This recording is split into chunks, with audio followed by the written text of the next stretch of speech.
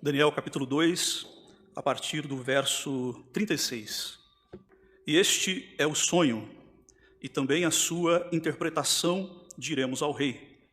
Tu, ó rei, rei dos reis, a quem o Deus do céu conferiu o reino, o poder, a força e a glória, cujas mãos foram entregues os filhos dos homens, onde quer que eles habitem, e os animais do campo e as aves do céu, para que dominasse sobre todos eles. És a cabeça de ouro. Depois de ti se levantará outro reino, inferior ao teu, e um terceiro reino de bronze, o qual terá domínio sobre toda a terra. O quarto reino será forte como ferro, pois o ferro a tudo quebra e esmiuça. Como o ferro quebra todas as coisas, assim ele fará em pedaços e esmiuçará. Quanto ao que viste dos pés e dos artelhos, em parte de barro de oleiro e em parte de ferro, será um reino dividido. Contudo, haverá nele alguma firmeza do ferro, pois que viste o ferro misturado com o barro de lodo. Como os artelhos dos pés eram em parte, o reino em parte será forte e a outra parte será frágil. Quanto ao que viste do ferro misturado com o barro de lodo, misturar-se-ão mediante casamento, mas não se ligarão um com o outro, assim como o ferro não se mistura com o barro. Mas, nos dias destes reis, o Deus do céu suscitará um reino que não será jamais destruído. Esse reino não passará a outro povo, esmiuçará e consumirá todos esses reinos, mas ele mesmo subsistirá para sempre. Como viste que do monte foi cortada uma pedra sem auxílio de mãos, e esmiuçou o ferro, o bronze, o barro, a prata e o ouro, o grande Deus fez saber ao rei o que há de ser futuramente. Certo é o sonho e fiel a sua interpretação. Até aqui. Amém. Glória a Deus. Os irmãos acreditam em sonhos proféticos? Imagine que um rei chamado Nabucodonosor, um homem ímpio, rei da Babilônia. A palavra de Deus diz que Deus deu a ele um sonho. Deus deu um sonho a um ímpio, a quem não temia o seu nome, o rei da Babilônia. E quem era a Babilônia? A Babilônia, nesse período, era o maior reino da terra. Era o reino mais forte que existia. A história diz que o rei da Babilônia batia no peito e dizia que não havia na terra lugar semelhante à Babilônia. E que Babilônia era tão perfeita que ela havia sido construída por deuses. Deuses haviam construído Babilônia. Era uma cidade intransponível, inabalável, que ostentava um poder sem igual, que olhava para o céu, batia no peito e dizia: nós somos indestrutíveis. E para esse rei soberbo, é que Deus enviou um sonho, que deixou esse rei completamente perturbado. E ele então começou a chamar os seus magos, os seus astrólogos, para interpretar o sonho. Mas ninguém conseguia interpretar. Até que falaram ao rei sobre um jovem chamado Daniel. E disseram: chama esse jovem, chama esse hebreu. Eu creio que ele pode interpretar o sonho do rei. E assim Daniel fez. Chegou diante do rei e disse: ó rei, eu tenho a interpretação. Porque esse sonho, quem te deu foi o Deus dos céus, o Senhor de toda a terra. O nosso Deus soberano fez o rei saber todas as coisas que irão acontecer.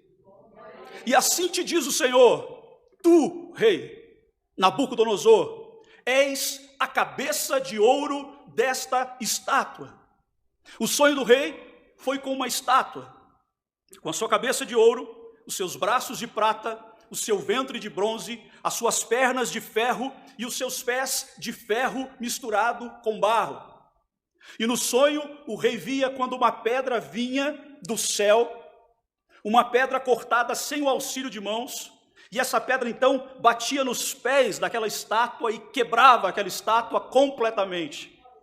Então Daniel, tomado pelo espírito profético, diz ao rei: tu és a cabeça de bronze, tu és a cabeça de ouro, que diz que não será destruída, que não será esmagada, mas assim diz o Senhor: virá um reino menor do que o teu reino e destruirá o teu lugar aqui nessa terra. Você não prevalecerá diante desse reino, um reino menor do que o teu. E eu aprendo com essa palavra que o inimigo das nossas vidas é um grande construtor de estruturas, de impérios aparentemente inabaláveis, impérios físicos e impérios espirituais. Muitas vezes o inimigo entra na vida de uma pessoa e constrói uma estrutura tão firme que você olha para lá e diz: não podemos fazer nada para salvar, porque está fechado, está trancado. E o inimigo olha para você e bate no peito e diz: isso aqui é meu, eu não te dou de volta, eu não te devolvo, é inabalável. Mas assim como Deus usou Daniel para dizer a Nabucodonosor: você vai cair, assim como essa estrutura tem tempo para começar, diz o Senhor, ela também tem o tempo de ruir. Não existe estrutura tão grande, tão forte, que Deus não possa derrubá-la. Aonde estiver uma estrutura do inimigo levantada dentro da sua família, nas suas finanças, nos seus negócios, o Senhor manda te dizer: está chegando o tempo de ruir as estruturas do inimigo. E ele é audacioso, porque ele bate no peito, ele ostenta: quanto tempo eu estou aqui, quanto tempo você fala e nada acontece. Mas Babilônia vai cair, diz o Senhor. Aleluia. A palavra diz que naqueles dias surgiu um homem chamado Ciro, um grande conquistador. Ciro estava conquistando muitas partes do mundo. E olha que coisa interessante, Ciro também era um ímpio, o rei dos Medo-Persa, e a Bíblia fala sobre ele. Deus levantou o profeta Isaías no capítulo 45 para falar sobre Ciro. Foi o único ímpio que Deus chamou de seu ungido. Você consegue imaginar isso? Isso está em Isaías no capítulo 45, onde o Senhor diz: eis aí está Ciro, o meu ungido, o qual eu enviei até vós, para vos abençoar, e eu estarei à frente dele. Ciro era rei dos Medo e dos Persa, e a história diz que Ciro, para ser o maior conquistador da história, ele precisava vencer Babilônia. Então Ciro investiu com seu exército contra a Babilônia, e entrou no centro de Babilônia, e a poderosa Babilônia em um dia caiu. Em um dia desmoronou. Meu irmão e minha irmã, para a Babilônia cair, basta Deus falar. Basta Deus falar. A estrutura intransponível caiu em um dia. Porque o exército de Ciro era forte? Não. Porque Ciro era um grande guerreiro? Não. Porque Deus falou que ia cair. Aleluia. Ciro então se torna o senhor do mundo. E a Bíblia diz que o Senhor foi com Ciro e usou a vida de Ciro para restaurar os tesouros das nações. Ciro era o peito e os braços de prata que vinham para destruir a cabeça de ouro. No livro de Esdras, no capítulo 1, nós vemos o Ciro devolvendo os tesouros a Jerusalém, abençoando os judeus, promovendo a reconstrução do templo dos judeus. E era quem? O ímpio. O profeta Isaías diz no capítulo 45, ele fará coisas maravilhosas ao meu povo sem me conhecer. Sabe o que eu vejo muitas vezes? Que tem muita gente no nosso meio que deixa de ser abençoado, que deixa de ser abençoada porque é preconceituoso, porque fica medindo o outro por sua forma de falar, por sua forma de vestir, fica tentando encontrar nele uma referência do que acha que é santo e do que acha que é bom, enquanto o Senhor usa quem Ele quer. Deus usou um Ciro para abençoar o seu povo. Deus quer usar um ímpio para te abençoar.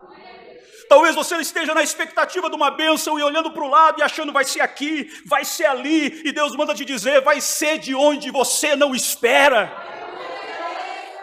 Vai ser de onde você nem imagina, diz o Senhor. E é por isso que quando você olhar, não julgue de onde vem, porque não importa de onde vem, nem por quem vem, é o Senhor que está mandando em direção à sua vida, então recebe. Aleluia, glória ao Senhor, glória ao Senhor. A palavra fala que o profeta Jeremias foi lançado dentro de uma cisterna e que ele clamou a noite inteira. Por quê? Porque entregou uma palavra para o rei não gostou. E ele clamou, e quem ouviu o seu clamor foi o eunuco do rei. Quem era o eunuco do rei? Que cuidava das mulheres do rei. Um homossexual. Foi esse que ouviu o clamor de Jeremias. E foi esse que Deus tirou de dentro da sala real, levou até o abismo. Ele criou uma corda com lençóis e puxou o profeta lá de dentro. Quem sabe se fosse você, sem olhar, ia dizer misericórdia, põe de novo. Mas Jeremias entendeu que Deus faz o que quer e do jeito que quer. Saiu do abismo glorificando a Deus, saiu do poço glorificando a Deus. Então, irmãos, glorifique a Deus por quem Deus coloca no seu caminho, na forma misteriosa que Deus trabalha, porque Ele levantou um Ciro para auxiliar o seu povo na terra, e Ciro assim o fez. Aleluia, aleluia. Nós precisamos aprender a receber do Senhor. Aprenda a receber do Senhor nesses dias. Aprenda a não fechar a porta, porque para quem você fecha a porta, pode ser que ele seja o canal de bênção do Senhor para a tua vida. Aleluia. Ciro era o braço de prata e o peito de bronze. Mas a palavra de Deus declarou que um reino viria e destruiria o braço de prata e o peito. E a história diz que surgiu na terra um jovem que foi rei aos 20 anos. E a história chama esse jovem de o grande leão, rápido como o leopardo, feroz como um leão. E ele começou a conquistar muitas partes da terra, mas o seu maior propósito era a Babilônia, agora reino Medo-Persa, o reino do Ciro. Mas o reino do Ciro estava também inabalável. A história diz que nunca houve um reino tão forte como o reino Medo-Persa. Mas por trás da história existia a palavra de Deus. Existia a palavra profética. Tudo pode estar certinho. Tudo parece imutável. Mas se existe uma palavra de Deus sobre aquela situação, a qualquer momento ela vai mudar. Se existe uma palavra de Deus, o vento vai virar a qualquer momento, porque a palavra de Deus não volta vazia, mas ela se cumpre no propósito para qual ela é mandada. Aleluia! E é quando nós não esperamos que ela vem. É quando nós não aguardamos que o Senhor nos pega de surpresa. Quem diria que o reino Medo-Persa seria conquistado por um jovem chamado Alexandre o Grande? Ninguém na história podia acreditar numa coisa dessa, mas tinha um que acreditava. O que profetizou. O povo de Deus acreditava que a mão de Deus está sobre o controle da história. A minha mão está sobre o controle da história, diz o Senhor. Sou eu que coloco e sou eu que tiro. Sou eu que levanto e sou eu que abato. Não pense você que tudo que está acontecendo está distante dos meus olhos, diz o Senhor. Os meus olhos continuam fixos sobre a terra. Aleluia, aleluia, aleluia. Queridos, os historiadores não conseguem entender o que aconteceu nessa batalha entre gregos e medo-persa, porque o reino medo-persa era formidável, completamente estabelecido, um reino inteligente. Como é que esse jovem conseguiu conquistar esse reino tão forte? Porque não foi Alexandre, porque não foi a sua força, porque foi a palavra e a vontade do soberano e eterno Deus das nossas vidas. Por isso você pode glorificar o Senhor, porque não vai ser pela tua força, mas vai ser pela vontade de Deus.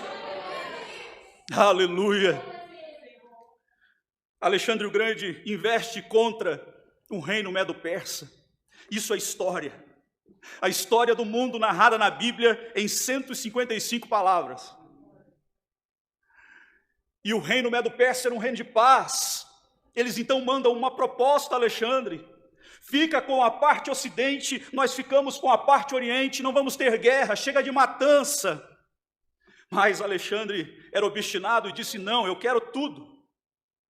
E investiu, e como diz a palavra, o reino de prata caiu.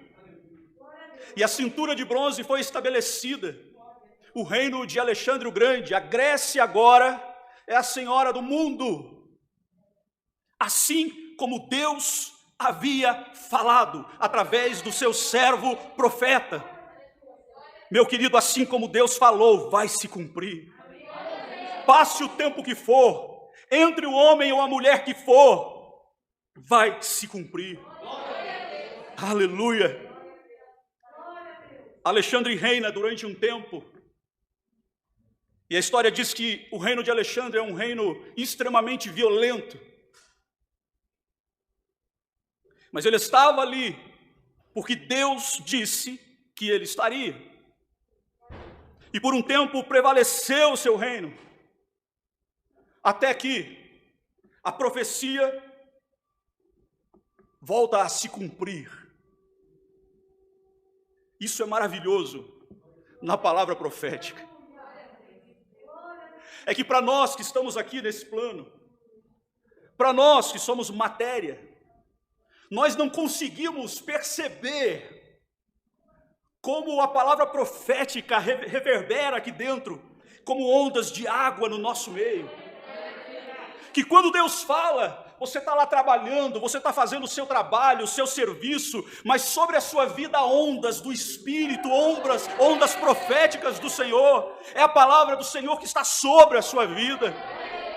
Assim estava acontecendo na humanidade, estava tudo tranquilo. Alexandre o Grande, o Senhor do mundo. Mas havia sobre ele a palavra profética que estava em operação. Deus havia falado. Aleluia. Quando o Senhor me levou essa palavra, irmãos, como o Senhor falou comigo, sobre sonhos, palavras, profecias, que eu havia recebido lá atrás. E o Senhor me falou, você acha que tudo isso aqui está dormindo ou foi esquecido? Todas essas palavras continuam em operação. O mundo espiritual não para porque você parou. A minha palavra não para porque você desanimou.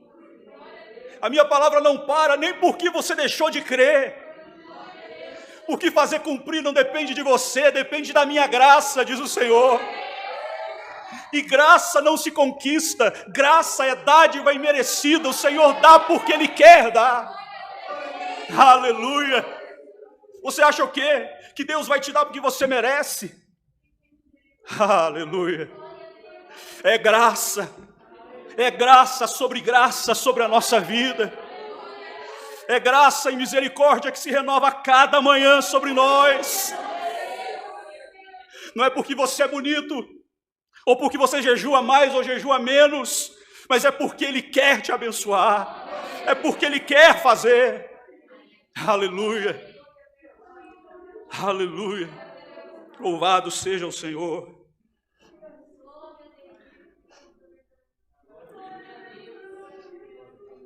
A profecia disse que o reino de bronze não ia prevalecer, porque viria um reino de ferro misturado com o barro. E naqueles dias surgiu um reino na terra, considerado o reino mais violento de toda a história, os romanos. O reino que mais derramou sangue na história. Eles eram temidos, porque conquistavam primeiro matando. A morte para os romanos era uma diversão. Eles construíram um coliseu, aonde eles colocavam dentro desse coliseu cristãos que não queriam professar a fé romana, homens, mulheres e crianças fiéis a Deus. Deixavam leões famintos por 30 dias e celebravam a morte desses cristãos que eram devorados, e eles riam e celebravam essas mortes como se fosse uma brincadeira. A história diz que esses cristãos seriam livres se negassem a sua fé, mas a história conta também que por toda Roma podia-se ouvir esses cristãos sendo devorados e cantando: Santo, Santo, Santo é o Senhor. Aleluia, aleluia. Cristãos que foram até o fim, que não negaram a sua fé mesmo diante da morte. Aleluia. Esses eram os romanos que investiram contra o reino grego e na sua fúria e na sua força derrotaram o reino de Alexandre, e Roma então foi estabelecida como a capital do mundo. Só que se você se lembra da palavra, a Bíblia diz que havia na perna de ferro uma mistura. Logo nos pés, ferro e barro. Eles estavam juntos, mas eles não se misturavam. E Daniel diz: e eles vão se dar em casamento, mas eles não vão se ligar. Assim como o barro não se mistura com o ferro, eles não vão se ligar mesmo em casamento. Dentro de Roma surge uma nação que naquele tempo se chamou os bárbaros. Os bárbaros começaram a ocupar terras romanas e estabelecer um novo reino dentro de Roma. A profecia de Daniel diz que o reino de Roma seria destruído por dentro. Os bárbaros começaram a destruir Roma por dentro. E então eles se fragmentaram, formando vários núcleos dentro de Roma, dividiu Roma, enfraqueceu Roma e formaram a Europa. A Europa são romanos que se voltaram contra Roma, estabelecendo vários países. É por isso que hoje existe o comércio europeu, o mercado comum europeu. E como é que eles se ligaram? Se você voltar na história, você vai lembrar que, antigamente, eles se casavam. O rei da Alemanha casava com a rainha da França casava com o rei da Espanha.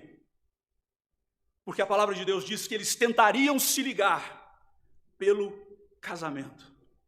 mas que eles não iam se ligar. Por quê? Porque barro não se mistura com ferro.